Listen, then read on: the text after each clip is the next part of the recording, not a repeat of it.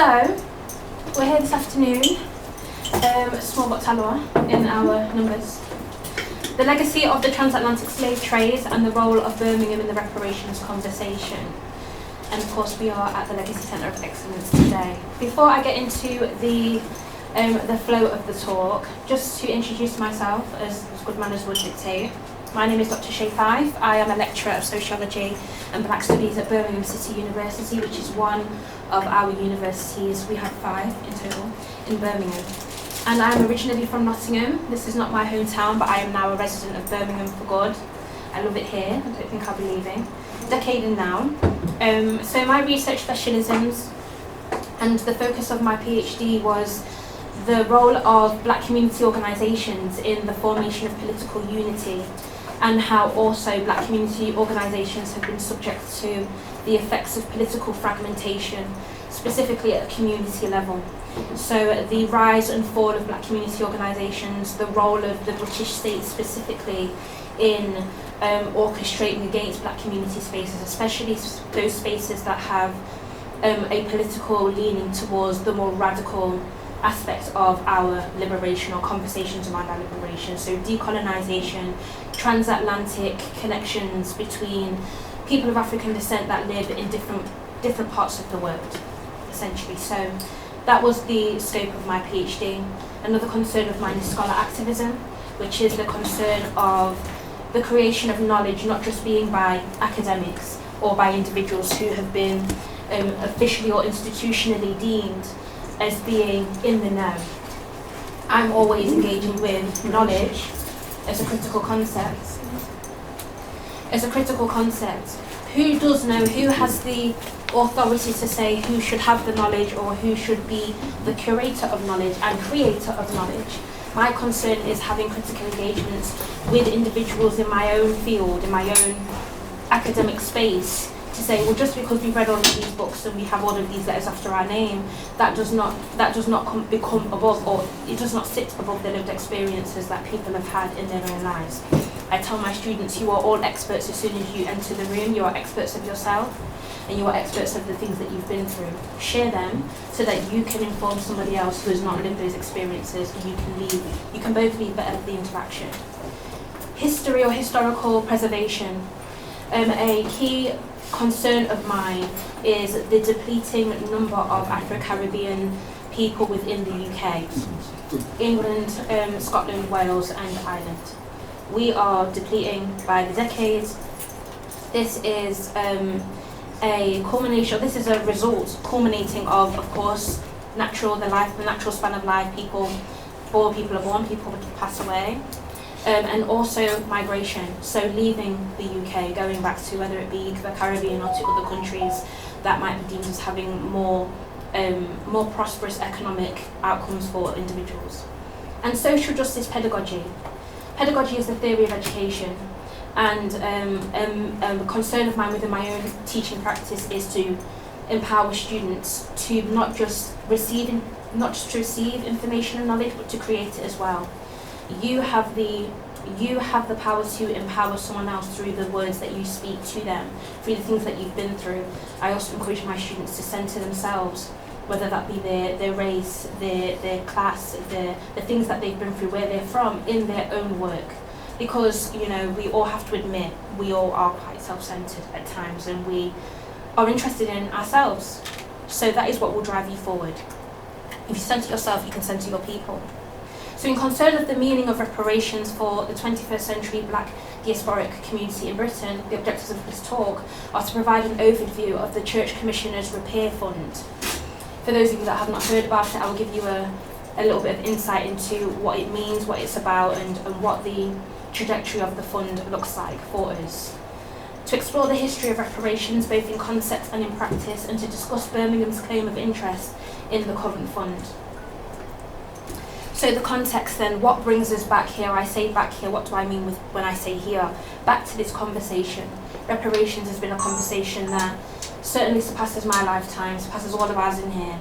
And what brings it back up again is an announcement that was made by the Church of England, an arm of the Church of England, the charitable community-facing arm of the institution, the Church Commissioners.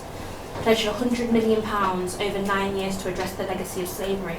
This was accompanied by an apology for their role as an institution in the trade, and a commitment to want to do better, and the putting forward of this money to do so. So updated plan then. 9 years was the original plan.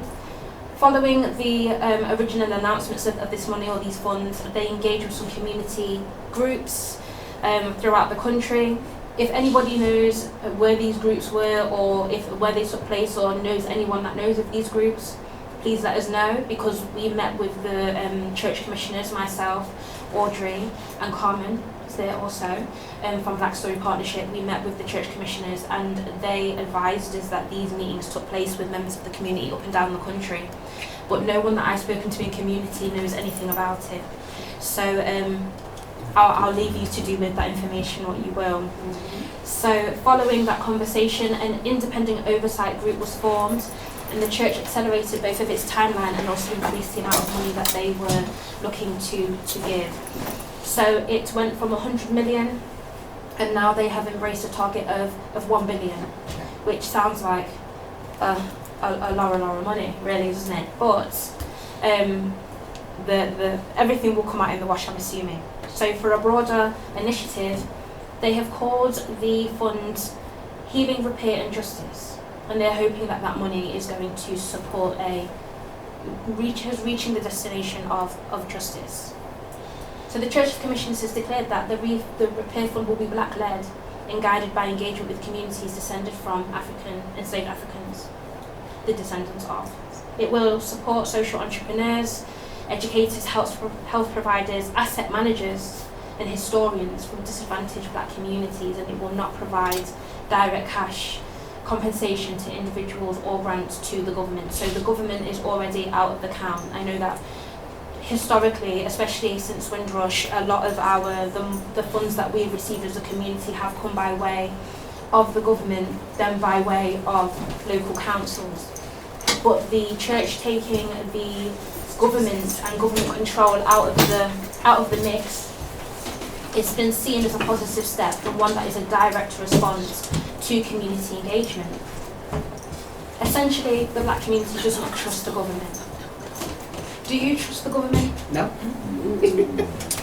Should we trust the government? Never. And even though I am an academic, I'm also very much politically aligned with not trusting the government, as I was on the record as saying. So the fund aims to demonstrate how enduring harms from slavery, amplified by contemporary racism, can be counteracted through investment. So we're seeing this is an economic gesture, essentially. Of course, hopefully we can discuss how it can be much more than that. So, no funds have been allocated and no announcement of who they will go to has been allocated. And there has been, as typical, a lack of communication regarding who has access to these funds, what is the timeline or the schedule of dissemination of these funds, what the eligibility criteria will be. A key point that came up in the conversation that we had with, that myself, Audrey and Carmen had with the Board of Commissioners was ethnicity. Now, of course, I am ideologically Pan-African. I see people of African descent, brother and sister, regardless of nationality, ethnicity, we are all one. However, there is a genealogical history of specifically Afro-Caribbean people in this country who have contributed primarily to the political tradition of radicalism in this country. Specifically Caribbean, and even if we wanted to be even more specific than that, Jamaican. And so when posed that question to the Church of Commissioners, is this, what do we mean when we say Black? What is the conversation that's being had around Blackness, and what is the avenue of interest within Blackness? Is it economic, is it social, is it cultural, is it political? And if so, what leaning of politicism is it? I think that question may have garnered a little bit of trepidation within them. I think that might have been a little bit, I don't know what you think, Audrey, was that a bit direct of me to say, it's all about giving us money, but who is this money for? What is it actually serving? Because you can put money in black hands, but doesn't mean it's serving the community. Because capitalism is a thing, right? So a key question, in whose interests will these funds be allocated? So some other points to consider. So this £1 billion descending what you would originally believe to be upon our little island of the UK is not actually just for us, it's a global account, it's a global amount. And it's for everywhere that the Church of Commissioners in relation to the Church of England was active in their contribution to the transatlantic slave trade. That's Caribbean, Latin America, South America and Africa. Now we all know that Africa is the largest continent in the world, and we all know that the effects of slavery and colonialism, especially with the UK being the predominant colonial oppressor within the continent of Africa. We all know how big the continent is, and how big the countries within that continent is. So when we do the math on that, where do we sit in the pecking order of receiving those funds? And if it's not as high as we had originally been led to believe, then why was it so publicised in our media as though it was some end to the whole thing? These are the questions, these are the conversations. So how far will £1 billion really go? And in the UK context, how much will any city or region outside of London really see? I have conversations often in my personal life with my friends, and more recently with Audrey, how London-centric the black political discussions, cultural discussions are. And I love a bit of London, I do, but we don't live there, but we are here. And so that is also a conversation that has to be spoken about. So, into the main concept, reparations. What are reparations? Most simply defined, even though you can ask 10 different people and get 10 different answers. Reparations are a redress for historical and ongoing harms, typically from one group of people or set of people to another. We've seen genocide and reparations or genocide as a characteristic of that reparations is then called into for, as being a conversation around which reparations is typically brought up. However, we underwent a genocide too, as people of African descent, and I think that word is typically kept away from the terms or conversations of reparations, because it then evokes the question, well, what are you going to do in response to that, all of their lives lost, and not just the genociding of individuals physically, but of our cultures, our knowledge of self, our connection to source, and our connection. So the transatlantic slave trade, Britain's role. So I think only in the last 10 years, maybe pushing to 15, has the actual role of Britain in the transatlantic African slave trade been a real national conversation. Britain has done very well in throwing stones and hiding its hands when it comes to its role in Britain, primarily because, but not simply, none of it is simple, because British slavery or enslavement did not take place on British soil. It took place primarily in the Caribbean. And the ruling of Caribbean islands from Britain is something that has allowed Britain to say, well, you know, we've given all of the Caribbean islands their independence now, it's all in the past. But even the conversation around independence as a colonial landmark is something that I think needs further interrogation when we speak about the economic and political ruins that many islands in the Caribbean have been left in. So, back to the subject of the slide. So Britain trafficked over 3 million Africans to the Americas, the Caribbeans, profited from human bondage and plantation economies, we all know this. So colonial exploitation, which carried on following enslavement.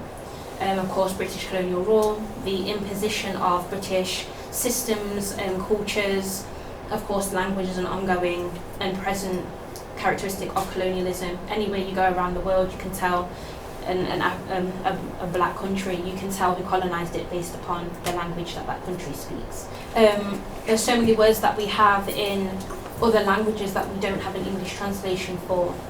And a lot of the etymological research that I've done, etymology being the concern with language and words and speech and communication and spirituality through speech, speaks to how much of our spiritual identities we've lost because we simply do not have the language, figuratively or literally. So cultural erasure, that leads into the point of colonial education and governance, suppressed indigenous knowledge systems, languages and spiritual practices.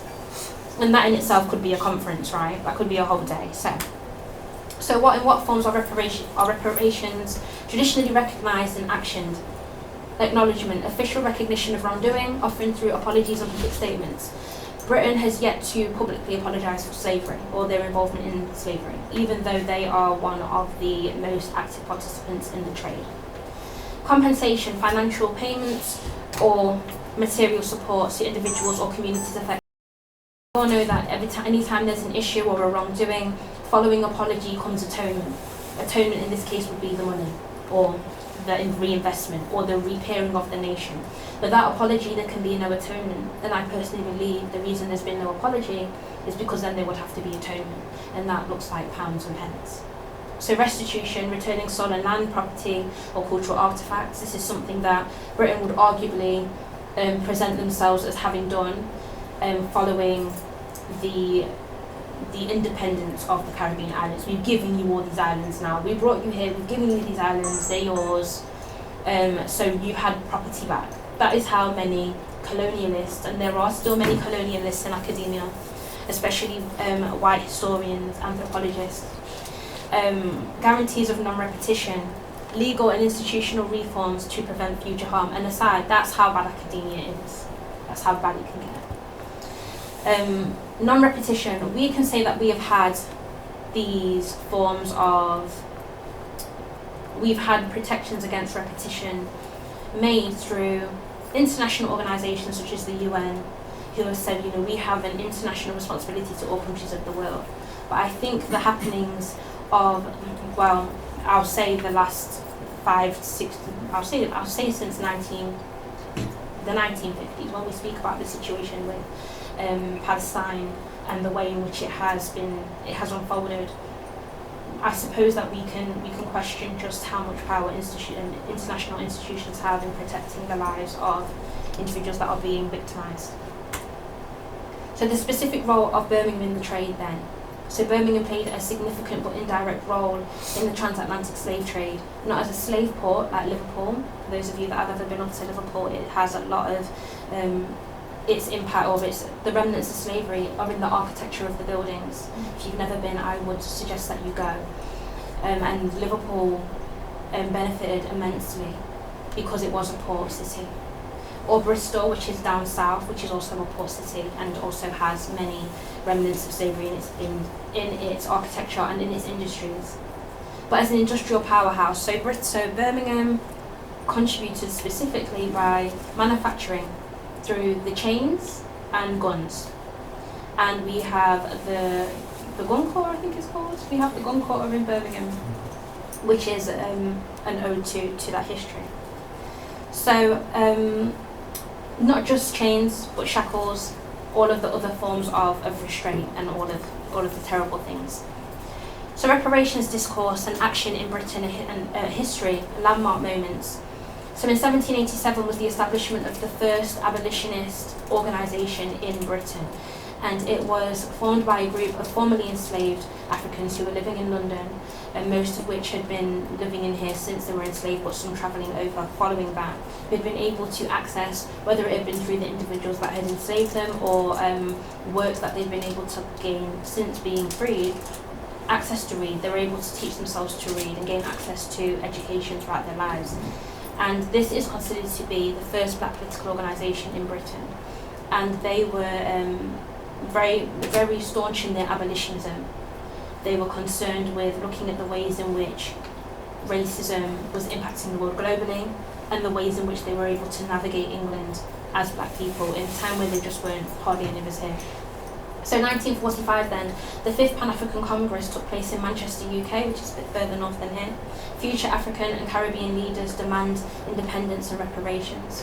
So this Congress had many famous individuals, one namely W.B. Du Bois, who was a African-American sociologist and is quite prolific for the work that he had done into the lived experiences of African-Americans in inner city spaces, especially the city of Philadelphia.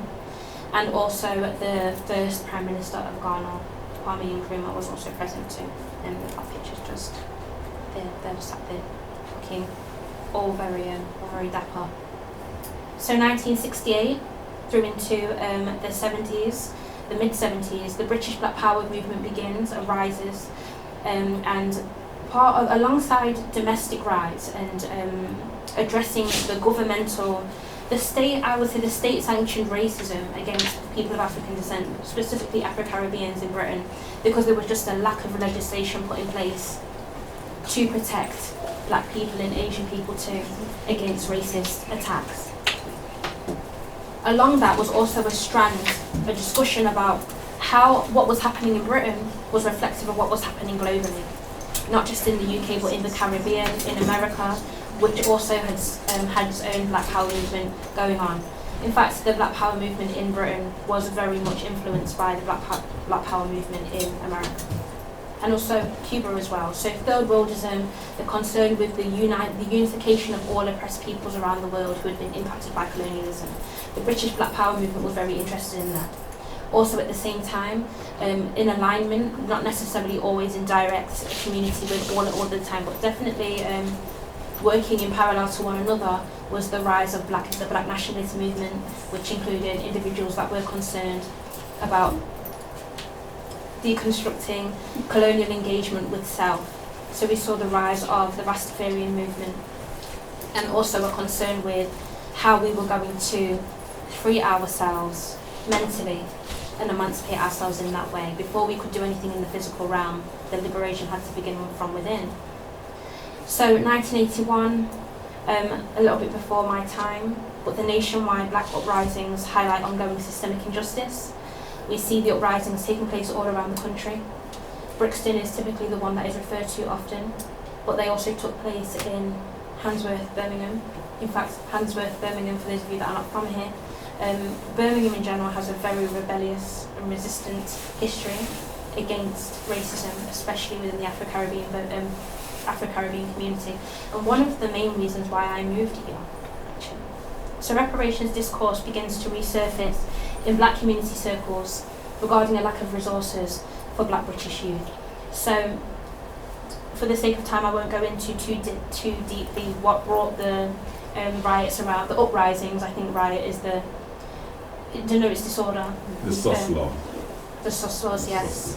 And there are so many more well-versed individuals here who were there, right? Who were there, who could tell you about it. But it really brought up the conversations of the themes of how is systemic injustice playing out in the streets? How is it impacting the way in which we are able to occupy space publicly? How is it impacting the way in which we are able to occupy our citizenship? We have these British passports, but are we being treated as citizens? Or at least first class anyway. So Birmingham reparations discourse and action, a brief history. So an ongoing contribution to both local and national reparations discourse, thought and action by the Afro-Caribbean community. Individuals in Birmingham have contributed to national conversations in conjunction with other major cities around the country, including, of course, London, Manchester, Liverpool, Leeds, etc. The Birmingham Declaration.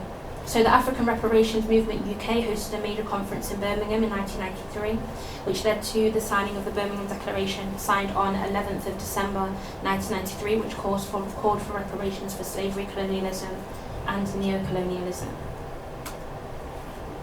So then getting into discussions around the abolition of slavery then, because abolition had to take place before cause of abolition was taking place before reparation was taking place before abolition even took place.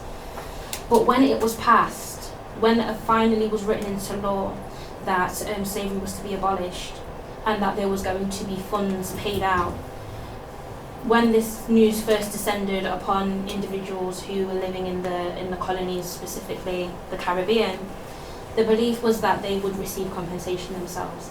They would receive money for themselves and their families to leave the plantations, to go and set up on their own, to go and live their lives. But no, the money was not for them.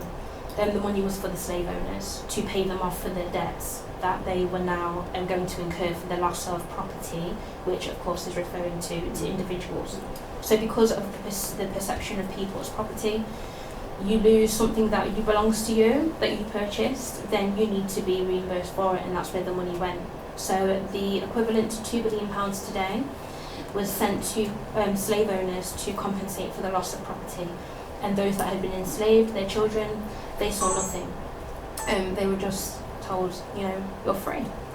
And that is a conversation that very much is constructed within a system of an incongruence of reparations in concept and reparations in practice.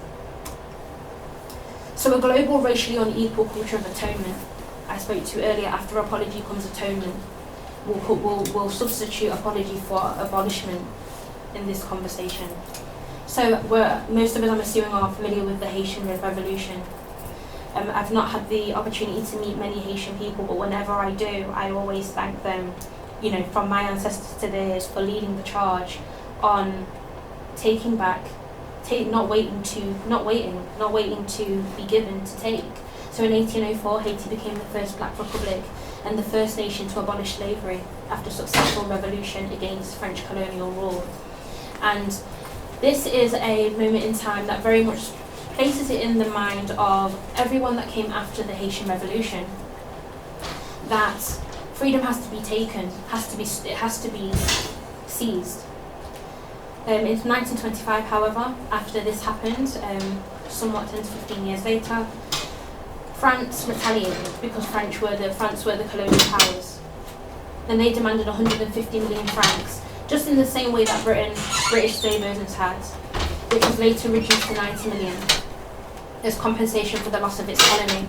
Now Haiti was very, very profitable, very lucrative for France, and they were not very happy. It wasn't just and if anyone's ever gone and read up on the Haitian Revolution, you'll know that it wasn't just about the freedom, it was about the white life that was lost through the revolution that France was very upset about. So Haiti had to borrow the money to pay.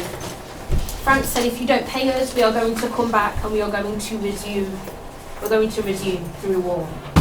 And so it placed Haiti into a debt.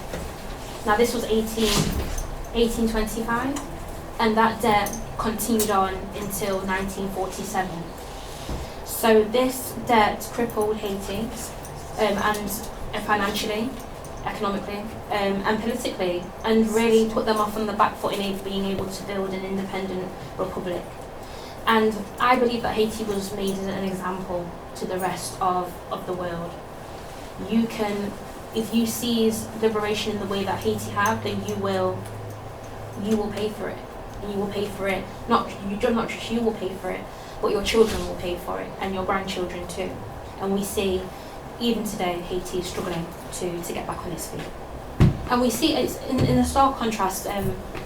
I visited the Dominican Republic in 2017, and my geography is terrible, but for anyone who's also terrible, Haiti shares an island with Dominican Republic, the island of Hispaniola, and Haiti is very black compared to Dominican Republic, where it's much more, even though they are of African descent, a lot of them, there's a much less leaning towards that history there.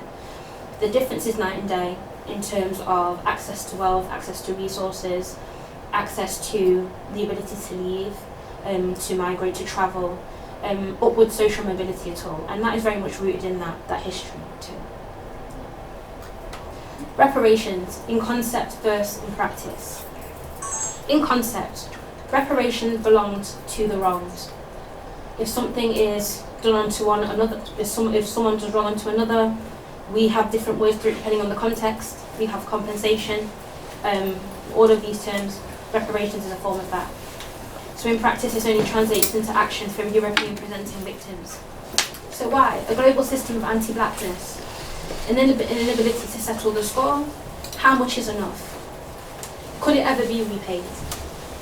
Maybe that is the hesitation to commence the conversation. So it seems as though reparations only is able to transition as history is evidence, transition from concept to practice if the victims are not of African descent.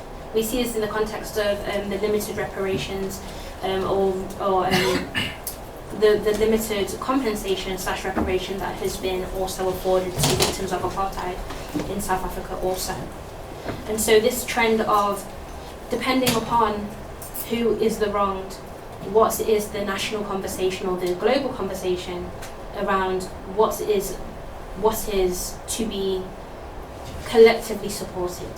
is it okay for only certain individuals or certain groups or demographics of individuals to never see justice in the way that it should be seen? So why? So a global system of anti-blackness, of course. I try to speak to the theory, but I speak personally more so. I think when we look at Africa as a continent, the most resource-rich continent in the world, to provide reparations to the even 50% of the level in which it would be owed would empower the continent far too much for neo-colonialism as a current system that follows on from colonialism to ever be able to function in the way that it does. The continent still serves as a major resource bank for the Western world, and so to provide even though the continent has a lot of wealth inherently within itself without being exploited, but it is exploited at very high levels. And so a global system of anti-blackness is a line of discussion that I often have when it comes to what is the issue with paying the money, with paying back.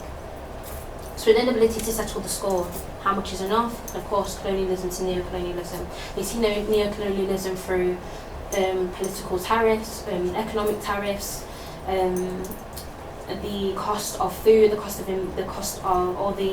I would call it the send to come back tax, the shipping out of, for example, cocoa in Africa to another country and then selling it back to the continent at twice the price.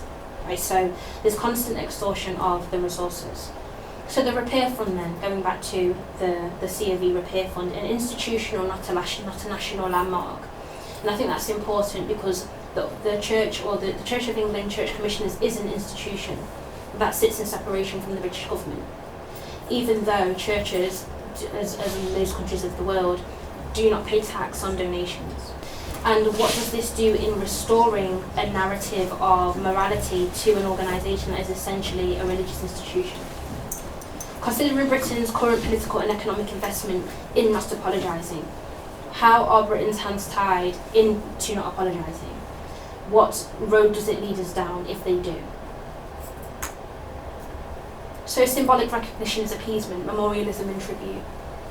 So whilst Britain has not yet issued a formal state apology for its historic role in slavery and colonialism, while there has been expressions of sorrow and specific limited apologies for isolated colonial era incidents, the British government has consistently refused to issue a comprehensive apology or pay reparations. So the carving of space for black culture and memory has been the chosen method for easing the ongoing inequalities located in this history, or easing the feelings around it, typically based upon acknowledging black contributions to Britain. Even as many contributions as our people have made to Britain, I think the biggest contribution that we made began before we even stepped on the soil in the first place, en masse. So we see this, and whilst I appreciate the creation of space and the creation of visibility and essentially a place in history through monuments, through memorials, through whether it be the Windrush Line or and other affiliated Windrush monuments, it does sometimes perturb me that it seems as though they're being given in receipt of, or in lieu rather, of something else, which is reparation. So my research then, my PhD thesis, Reviving Black Radicalism, the Future of Black Community Organisations in 21st Century Britain, the conclusion rather of the research presents quite a few key challenges to black community organisations as spaces that often champion reparation discourse and action, speech and thought. And one is the changing demographic of Black Britain. Now, I mentioned this a little bit earlier when I spoke about the depleting number of the Afro-Caribbean community in Britain. And also, whilst we are all affected, regardless of what ethnicity or country we hail from, if we are of African descent, that specific relationship between Britain, Empire, and South, and our cultural and family lineages, has a specific identity that's connected to the Caribbean diaspora, especially in the British context. I hope as the conversation progresses, as the years go on, that the growing ethnicities of Black Britain are able to join in to the conversation in the same with the same, you know, my grandma says, you know, she said, I love being Jamaican, but boy, we're cantankerous. That's the term she always used, that we are rebellious people. And when she says rebellious, she meant it in the sense of we don't take things sitting down. And I hope that tradition is something that we can impart in the British context to everyone that we meet and have conversations with about this issue, regardless of what ethnicity or what their journey was to Britain or how far their presence in Britain goes. So the second was the will to build. We have become more and more embedded into the economic and political and social cultural fabric of this country as years have gone on. And that has in many ways been positive. You know, we've been able to see black people fill positions that we just weren't able to 30 or 40 years ago, 50 years ago. When I have conversations with people about the trajectory of social progress, I think, gosh, that wasn't that long ago. I was born 1991. And when I think about things that have happened in the 80s, I think, gosh, that really was not that long ago. Now we see lawyers, judges, lecturers, all the doctors, surgeons, whether they were born here or came in from other parts of the world. And with that, progress has become a detraction of our ability to give to each other, because we're so busy doing for ourselves and our individual families. Do we have the will to build? Do we have the energy to do what we need to do to move the needle forward as a community, and how do we respond to that wilting will to build?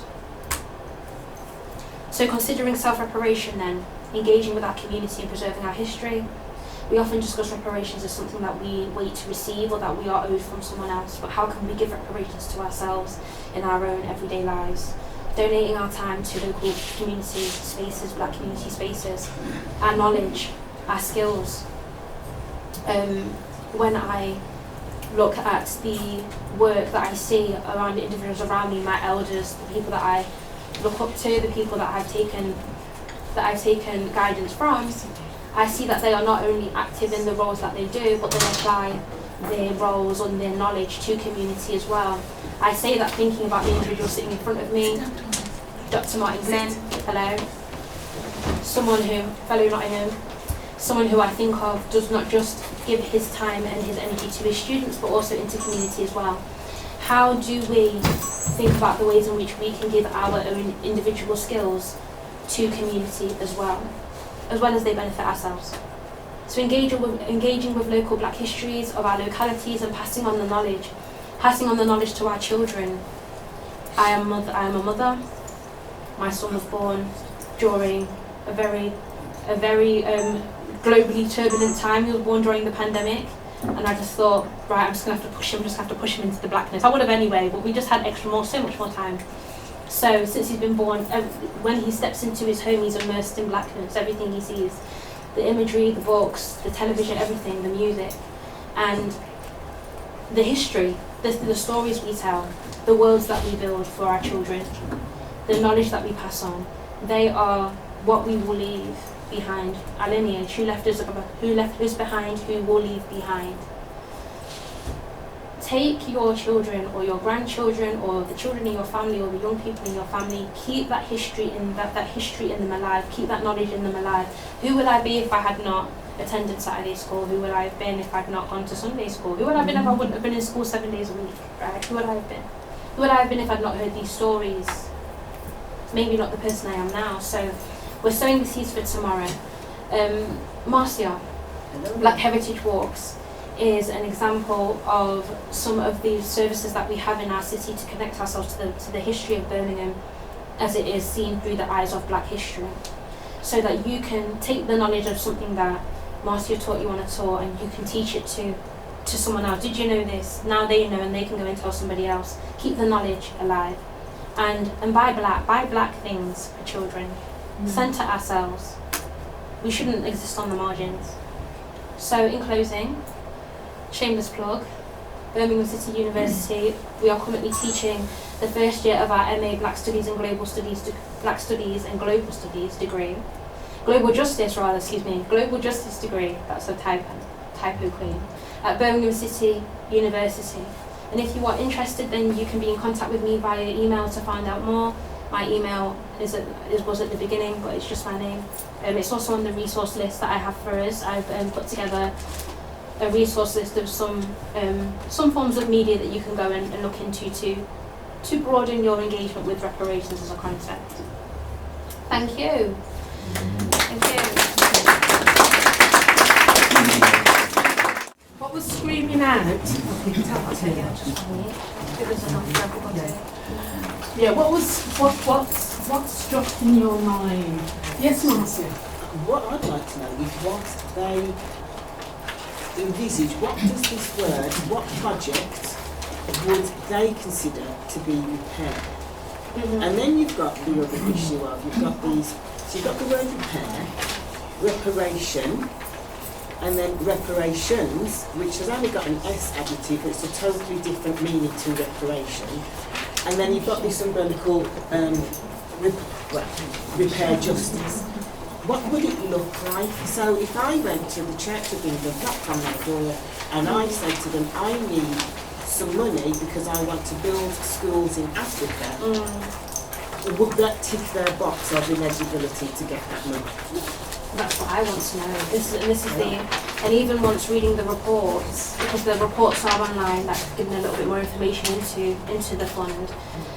The sort of the transnational applicability of the funds, how your citizenship or your registry in any one country impacts your eligibility to it. It's all very vague. So is Audrey in the room with us? No, she's not. She's out. Was she? What did you want to know? I just wanted to call on her for the conversation that we had with Church commissioners. Yes. And the conversations that we had. But I'm hoping that having this conversation today and the event that we're going to have early next year will really be able to form a conversation or some sort of coalition rather to sort of ask what's going on and where is this money going to go and who is it actually for and how much is. So has anybody received any of this money yet? No one's seen any of this money. Not a red cent. There's going to be another workshop in November. But what I'm going to give to you now, which talks about the commissioners, what Ancobia wrote, and it's in that brochure. So what I'm going to do, I'm going to give each of you, thank you, and I'm going to give this to you. Okay. So here's the current Black History Month brochure, produced by Blackstory Partnership. Unfortunately, there's not thousands like previous years, but because thank you for coming along. But near the back, there's 2 pages talking about reparations, and it explains about the commissioners, what they were saying from the Church of England, and Sister Ancobia has been able to talk about it in depth. But when Audrey comes back, she'll give you more information. We've got 2 more questions. Okay, I'm going to have to get some more downstairs. Okay, can you pass this one, the one I'm giving you, can you pass it to Nikki? Thank you. I'm going to get some more. Okay, who's not had any? Okay, you've not had one, but I'm going to go downstairs and get a few more. But if you go towards the, sorry about it. So if you go, there's a page there, double page, okay, give you a bit of the background. I think probably just to kind of summarise, Shay, thank you, and I know there's still some to do, all right? But we actually want to ensure that the Church of England, the Church Commissioner's Office, is accountable for the pledge that they've made. Now, we don't know what that pledge is, apart from a monetary value. So, our approach is speak to the community. We want to understand so we can feed back to our community, yeah? So, we hosted the first reparations, panel conversation in May at Birmingham Museum and Art Gallery. I'm not sure if anyone in this room was present at that event. Sorry, yeah. And as a consequence of that, we thought it would be worthwhile having a workshop to have a further understanding of reparations. What does that mean for the descendants of the African enslavement? So this is the reason why we're here. Now, our intention as Blackstory Partnership as a collective is to ensure that we hold 3 panel conversations with various persons from the Church Commissioner's Office, from the Church of England, etc., and other community groups that are doing whatever they're doing around reparations, because we have tried to reach out, but we haven't been successful for reasons I can't really explain. But our intention is to ensure that we have these conversations, yeah? So the next panel conversation is scheduled for the 15th of November. I do believe we'll be here at Legacy as part of the Roots Festival is happening on the 15th of November. And then the third panel conversation will take place in March, all being well, at Birmingham City University. University. Fingers crossed. Yeah, Fingers crossed, yeah. And that will be the 3rd year anniversary of the Church of England Stroke Commissioner's Office making the announcement. So that's why we're doing what we're doing. I think it's important. Knowledge is power, and I think those who weren't up to speed or didn't understand reparations in terms of black people, hopefully you have a little bit more of an understanding of that today. We do intend to put this workshop onto our Blackstory Partnership YouTube channel, so people can revisit it like any, I'm not saying late comers, yeah, because you guys have tried to find it, yeah. But for those that want to go and revisit what Dr. Shey has said, they'll have the opportunity to do so. If you would like to attend the next panel conversation, please send us an email, or if you put your details on our contact sheet, we'll reach out to yourselves, because what we want to do with the panel conversations to ensure our audience understand why we're having the conversation, so it won't just be open to the public. Yeah, because we want to ensure that the conversation sticks to the conversation, because there's so many things for us to speak about. Yeah. I did put together some questions. Just wanted to ask your opinions. What was the range of knowledge in the room about this fund? Did anybody know about it? Had you heard about it sort of on the news, or because it has been in the media quite a little bit, especially when it was first announced? And what do you think of it? I know that in following on from what Marcy said about the language, they are trying to stay away from the word reparation, and I think that they are doing that for the reason that they're seeing it as their institutional response to their specific involvement. I think reparation very much draws in a more a national conversation, which I think an institution might want to stay away from. So I think that's why, at least from some of the conversations that I've sort of heard in the discourse, that I know it came up in our first panel event, didn't it, Audrey, about the language around reparative justice. But their concern is justice, repair, and wanting to put right what they did. But of course, the situation goes beyond them. But I just wanted to ask, what do we all think? Did we know? Did we care? Are we unimpressed? Are we surprised? I think that expression you use, righting the wronged, which may be an easier way for them to come into the conversation. Because many feel a little bit hostile to the idea of reparation. I can somehow understand that notion. But still, I think it's good that they've made some overtures to right the wrong. And I think their conscience are beginning to disturb them, which goes across Europe generally, all institutions. But I think if the church are making this first overture, this first gesture, it will open up other areas, the royal family, major institutions, banks and so on, stately homes, major players in the society. I think they're looking for the church. So I think the church, in doing this now, should, for me, set up a commission, if I can see something like that, with some timeline, where they actively go out and engage with community, and then put some timelines there. So when will it come and stream?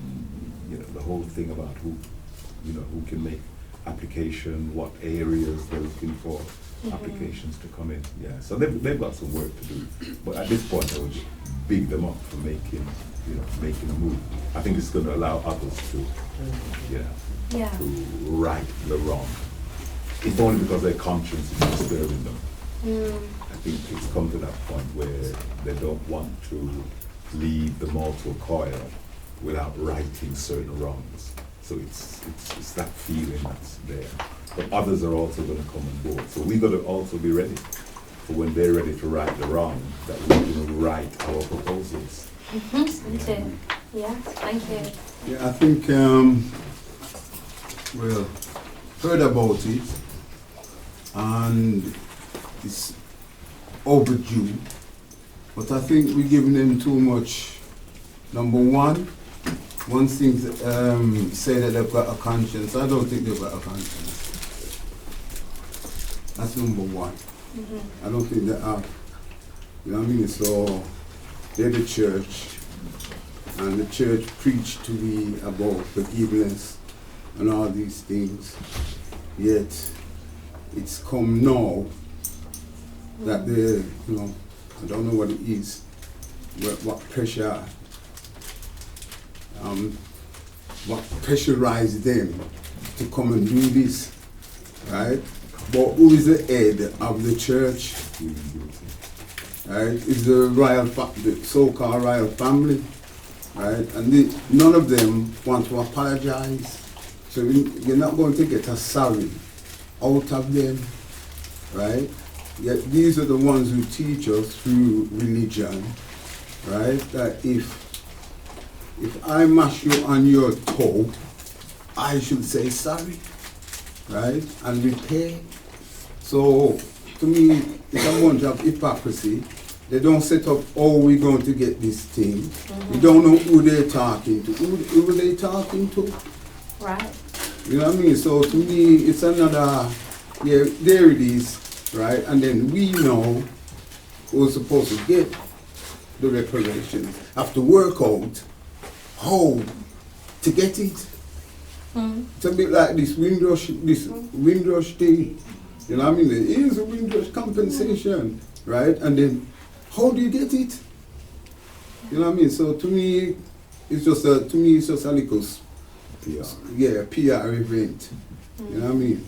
And in your presentation, I think you also, when you're talking about who gets reparations, you have to look at the Italian-Ethiopian war, right, where Ethiopia was supposed to get a certain amount of reparations, but it was never paid fully. So they got a piece, a bit of it, and then according to the United Nations and so on and so forth, Italy didn't pay them the fullness of the reparations they're supposed to get, right? And also 1900, the first Pan-African Congress was held in London, yeah, and it was Henry Sylvester Williams, but that never. Like it's like when you was talking about Haiti. You think to yourself when that Haiti is still paying France back money for being enslaved, all them kind of things. So you know when they want the money back, they know how to get it back from the the countries that are poor, which is wrong. But it's true, like what McCarthy is saying, that who is the head of the Church of England? It's Charles III.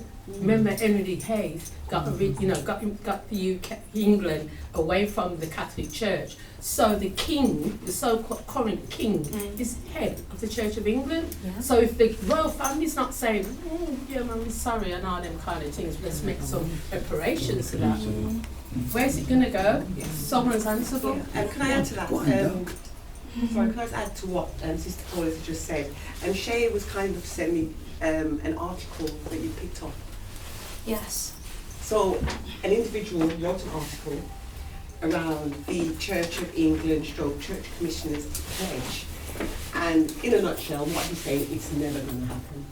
It's never going to happen. And the pledge that the Church of England Church Commissioners Office has made to the black community in the UK.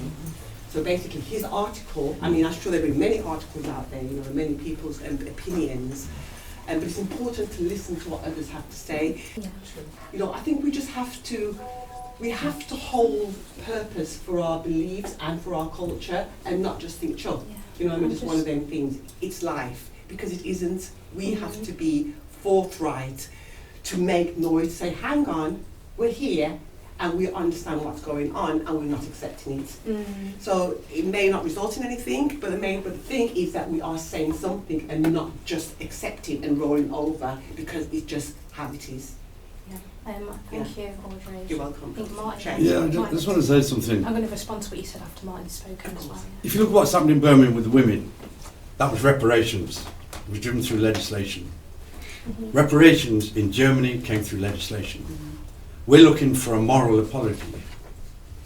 In criminal justice, restorative justice is about when one side has to help the other one move on. An apology under the Crown would mean legally they would admit liability. If I slap you in the face and I apologise, I'm admitting liability. Yeah. But what happens is the reparation movement has always argued about the morality or understanding of slavery. But reparations happens through legislation. I can go back to Charles I and see how those things played out. What I'm saying is, if you spend all your time looking at it through that one lens, you miss how is it that the government paid slave owners through legislation. But we don't study legislation. We don't study the history of how those things happen. And they've happened a lot. Birmingham City Council is a very good example. How is it that somehow women were underpaid and now the City Council is bankrupt? Through legislation. So one of the things that can change the narrative with the church, and why the church is owning up, because under their legal framework, arguments have been put forward. But the wider context, we haven't studied how Germans did it. There's lots of reparations have taken place around the world. Donald Trump, talking about Ukraine, what does he talk about? Trading off, we'll end the war if you give us your land. That's a form of reparation. So what I'm dealing with is, one of the things that the group can start to do is start to study legislation around how it happens. And because we've got a king, it's very different to Germany. Very different to Germany. So what I'm dealing with is understanding. It's more about, I've always been frustrated that people see slavery was an illegal act. It took 5 acts of legislation to end it. Still hasn't ended. But we don't study legislation. And I'm saying that one thing the group can do is understand the history of how legislation changes the outcome for reparations. Because it's not a moral thing for me, because we're owed it. I've just found out today, for instance, they're taxing my pension. They've taxed it 25%. I can't get reparations for that because I can't mount a legal challenge to contest it, because the HMRC says, no, I can't. I've tried it. So my point being is, the government will always act with impunity when it comes to repairing the harm done. But because we're located within a historical timeline, white people, especially the far right, have made it such we're postmodern. We don't investigate history through legislation. So we're postmodern. We start from 5 years ago, 10, as opposed to going back as far back as Charles I, because Charles I and Oliver Cromwell started all of this. And it's the same when you look at colonialism, the damage that was done. So I'm just putting it forward. One of the things that should be a prerequisite is to get people in the room, the average person, to understand the context in which change happens when it comes to historical repair. And if we did that, then the conversation is very different. But if the government turns around and apologises for the Prime Minister who is accountable to the King, they're technically admitting liability. And that's what happened in Northern Ireland. It's the same thing, in the way that they partitioned what happened in Ireland. So I'm just saying that one of the things that people can do is start to investigate the historical legislation, especially legislation where the government paid slave owners. That came through legislation. Thank you. Yes. And speaking of your pension, me and Martin shared an office at work, and you've gone now, haven't you? So you missed at work. No, turn around, you're not there anymore. I'll be back there next week. I'll be back. You missed, but yes. Yeah, pertaining to the payment of the so-called slave owners, right? That finished in 2015, and how it was paid was through taxes. So technically, right, the how can I put it? We being African Caribbeans and Africans who came over, right, and worked and paid tax, right? We paid the slave owners, who enslaved our ancestors. To pay the reparations. Yeah, to pay the reparations. So what we are going to do about that? Wow. Because the crafty thing, and this is a word about the pension, slight issue. I was upset that I had to pay tax on my pension. And then I realised before I got paid, they take out your superann before you deduct the tax. The crafty man, the crafty. Right. But as you said, what's so unfair is that they know when to introduce legislation to do things for the benefit of the 1% that control things in the country. So, you know, yes, it's no point in times when when he was King Charles, when he was Prince of Wales, went to the likes of Barbados and says, yeah man, yeah, cool, yeah, you can be independent. But they are not independent. You know Fives Cartel. Who knows Fives Cartel? Okay? When Fives Cartel had his last form of appeal, do you know where he went to? The Privy Council of King Charles for him to have his sentence appealed. So Jamaica is still tied somehow to the so-called British government. So when they're saying about some of our countries are independent, there's something called small print at the bottom of the contract.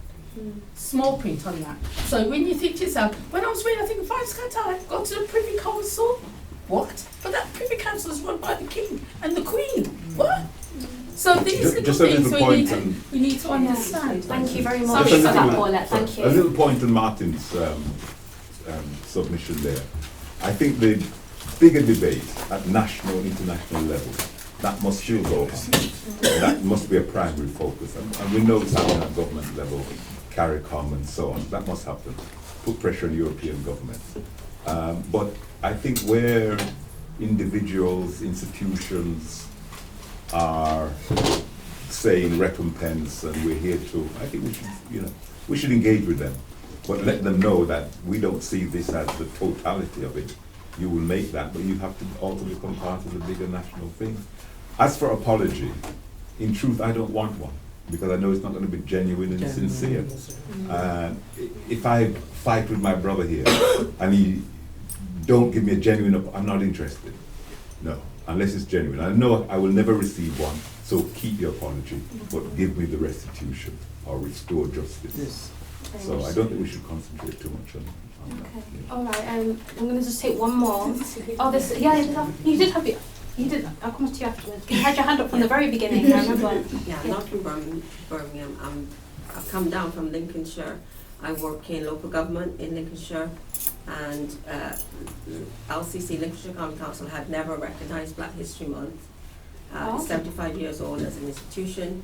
So, as the chair of the BAME Staff Network, I introduced it in 2023. Well done. Thank you. And 2024. So we are one of the 10 East Midlands councils that have now been taken over by Reform. And we also one of the two in the country with a Reform mayor who is off her rocket. Therefore, we're starting Black History Month. Next week there will be no Black History Month in Lincolnshire. I'm sorry. So we are going backwards. So I would say one of the things that part of the idea of where we are going as a people around reparations and around anything to do with our future is about being a collective. We are still divided with Black Americans don't think that Africans have any connection to them. Jamaicans don't like Barbadians. Haitians vex with everybody. So it's back, we need to go back to the Pan-African history of a collective. And then it is even the language that we use. We are no longer called ethnic minorities. We are the global majority. So we should no longer be asking. We need to start demanding, and as the gentleman said, you need to know the law. Working in a political environment and working in a service area called democratic services, that's where all the laws and the committees and all the leadership, that's where it happens. So we need to encourage young people to not just be looking at getting jobs that is going to get them on TikTok.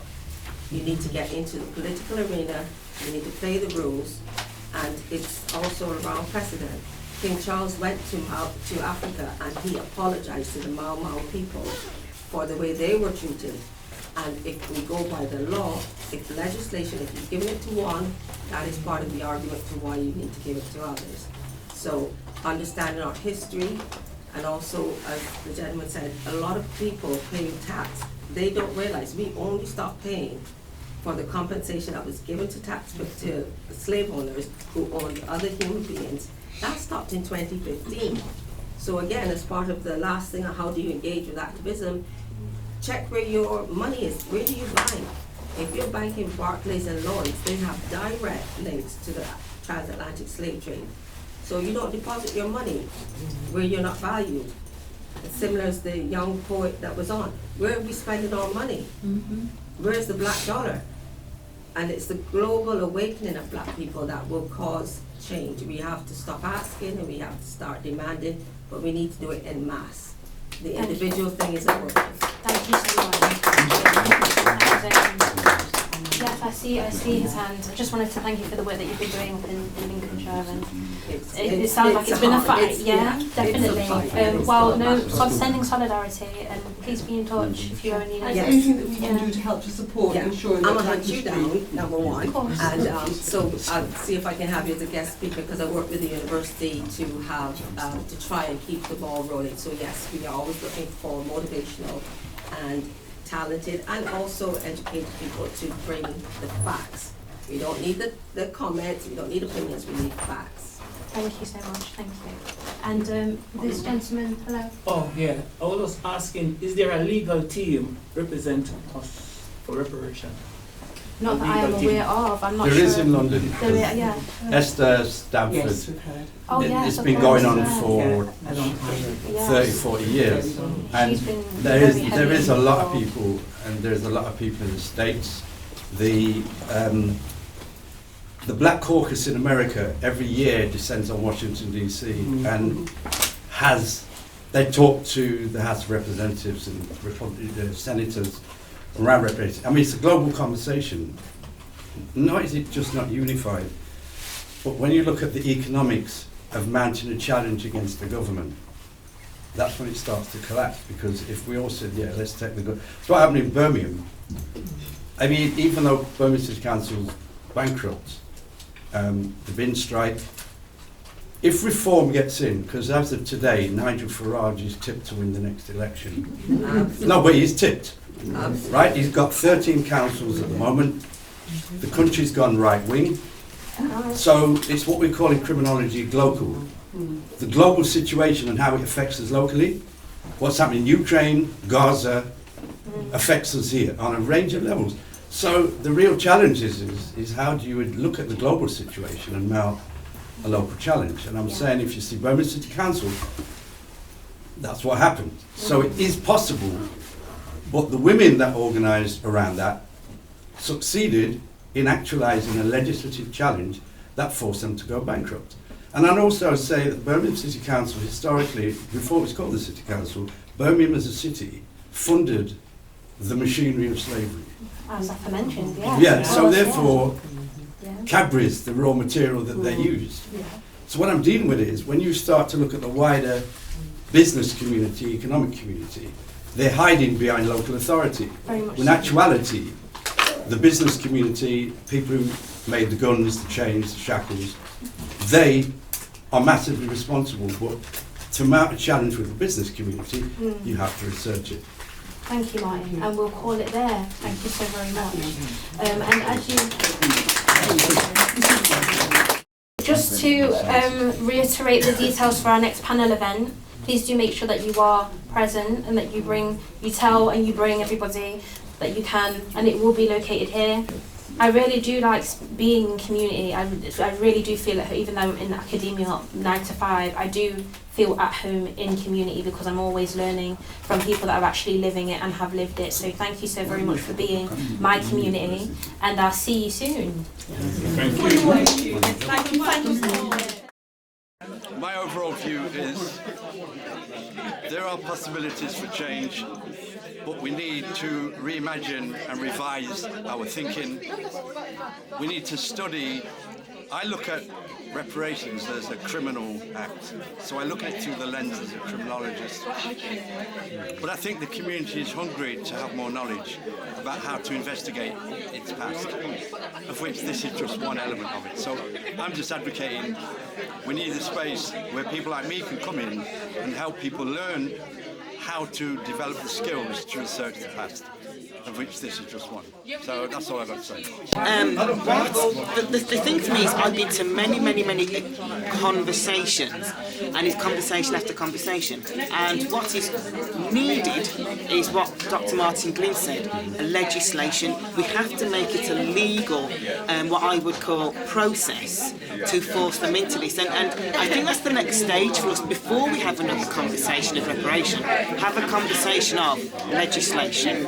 We just had a professor from Birmingham University talking about reparation, and these are really sensitive and powerful topics that we must understand. Again, alone we can achieve so little, but together anything is possible. It was a very effective talk. I'm glad that I was able to give a timeline of the reparations history in Britain, at least a condensed version of it, and we had some really valuable insights.